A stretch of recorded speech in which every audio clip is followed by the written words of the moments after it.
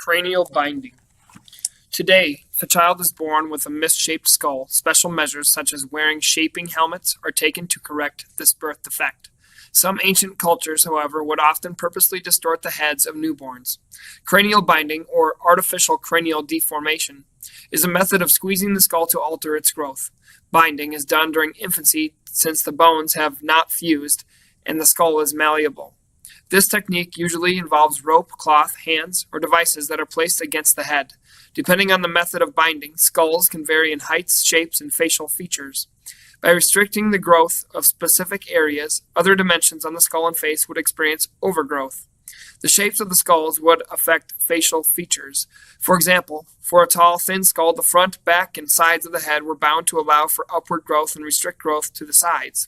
The face would then have elongated features. It is uncertain whether cranial binding affects brain function or mental capacity. Researchers have found bound skulls in many different locales. There is evidence that numerous ancient civilizations throughout Western Europe, Africa, and Latin America performed this practice. Scientists believe that this was one of the first type of body modifications performed by humans.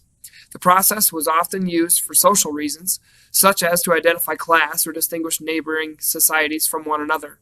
Binding was also done for religious and superstitious reasons.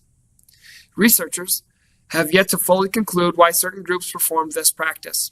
Although many theories exist, perhaps the most prominent reason for the modification was for aesthetic reasons. While cranial modifications may seem severe and primitive, consider some of the drastic measures men and women take in contemporary society to change their appearance in the name of beauty, such as tattoos, body piercing, etc.